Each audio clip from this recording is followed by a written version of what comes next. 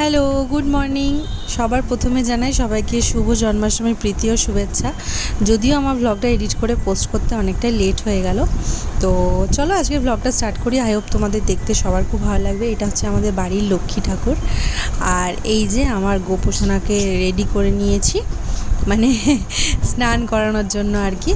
তো ফার্স্টে আমি ঘি মধু মাখিয়ে নিয়েছিলাম, তারপর এই স্নান করাচ্ছি।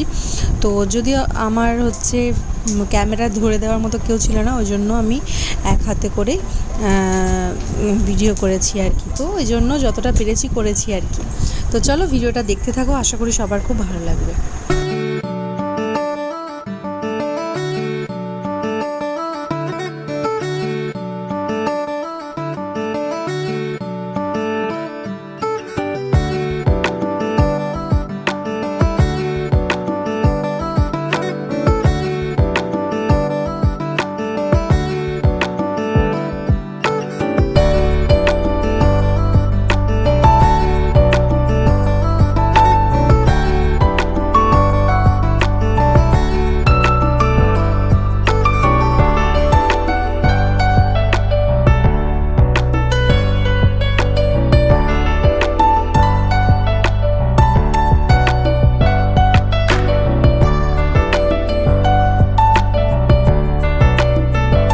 গোপালকে স্নান করিয়ে ড্রেস পরিয়ে তারপর ভোগ নিবেদন করলাম।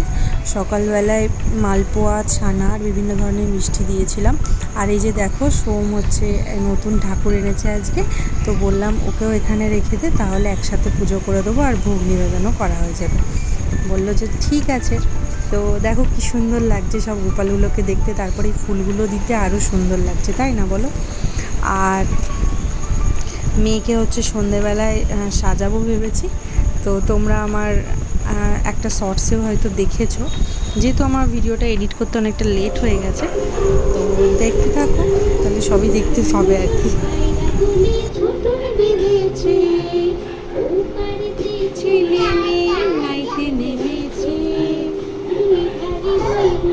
নাচ করো, নাচ করো। ফাইনালি আমার কৃষ্ণের বাঁশি বানানো কমপ্লিট হলো। তো বাঁশিটা কেমন হয়েছে সবাই অবশ্যই কমেন্ট করে জানিও। এটা আমি নিজে হাতে বানিয়েছি। তারপরে এই যে আমার গোপাল কেমন লাগছে সেটা অবশ্যই কমেন্ট করে জানিও। এটা কিন্তু তোমরা দেখে ভাববে যে কী সুন্দর লাগছে, কী সুন্দর সেজে বসে আছে, কিন্তু মোটেই না। ওকে সাজাতে কত কষ্ট করে সাজিয়েছি সে খালি আমিই জানি। মানে খালি ঘেঁটে দিচ্ছিল, 3 থেকে 4 বার ওকে আমি সাজিয়েছি। মানে এই যে কপালে যেটা এঁকেছি বারবার, মানে কি চুলগুলোর সামনে এলেই কপালটা মাঝে মাঝে যখন হাত দিয়ে ঘষে দিচ্ছে তখনই সব উঠে যাচ্ছে, এরকম একটা ব্যাপার। তো ওই জন্য 3 থেকে 4 বার আমি ওকে সাজিয়েছি। হাতটা বারবার খুলে দিচ্ছে, মানে ওর তো পরা অভ্যেস নেই, বারবার খুলে দিচ্ছে। ধুতিটা যেমন হোক করে পরিয়েছি।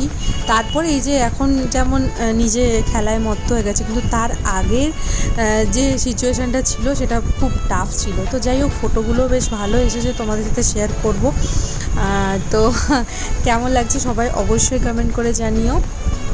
আর এই যে বারবার প্রণাম করছে, দেখো ঠাকুরের ফুল নিয়ে বারবার প্রণাম করছে। আর এই যে ও বারবার গিয়ে ওর কাকাইয়ের কাছে দেখছে যে ফটোটা কেমন হয়েছে, মানে ফটোটা কেমন তোলা হয়েছে আর কি। যেন পাকা বুড়ি একেবারে। আমি এরকম 1-2 বার গিয়ে দেখেছি, তো ওই জন্য ও গিয়ে দেখছে বারবার যে ওর ফটোটা কেমন এসেছে। ভাবো ও কী বোঝে আমি জানি না, তো এরকম করছে। আর হচ্ছে ওর কাকাই ফটোশ্যুট করেছে, মানে আমার দেওর আর কি, ওর ফটোশ্যুট করছিল, মানে ফটোশ্যুট মানে এমনি আর কি, ফটো তুলছিল ক্যামেরাতে।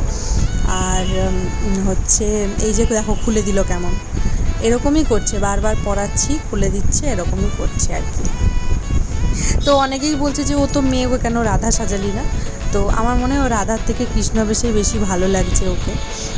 আমার মনে হয় ভালো লাগে। আগের বছর এই জন্মাষ্টমীর সময় ওর বয়স ছিল 4 মাস, তখনও ওকে কৃষ্ণই সাজিয়েছিলাম। একটা শর্টসে আমি শেয়ার করেছি তোমাদের সাথে।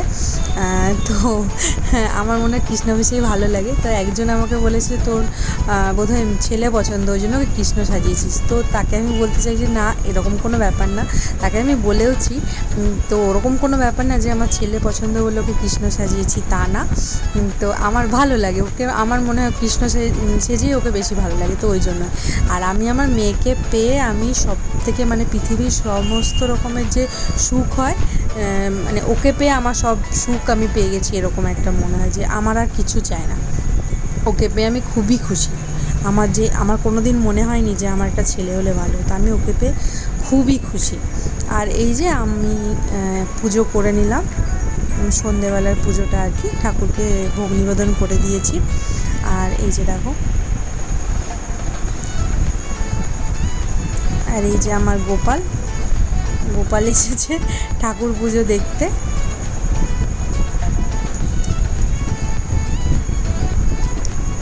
আর এই যে সবাই দাঁড়িয়ে দাঁড়িয়ে ফটো তুলছিল। আর এই যে ঠাকুরকে দেখো কী কী দিয়েছি, নাড়ু দিয়েছি, বিভিন্ন রকমের নাড়ু, তালের ফুলুরি, মিষ্টি, এই যে বিভিন্ন ধরনের মিষ্টি, ক্ষীর, ফল, তারপরে দিয়েছিলাম ছানা, দই, আর হচ্ছে ওই থাকে না মটর, ছোলা, বাদামের যেসব ভাজাগুলো হয় ওগুলো। তো চলো, আজকের ভিডিওটা কেমন লাগলো অবশ্যই, আমি বারবার বলছি, কমেন্ট করে জানিও। আর পরের দিন আবার নতুন কোনো ব্লগ নিয়ে তোমাদের সাথে দেখা হবে। আজকের মতো টাটা।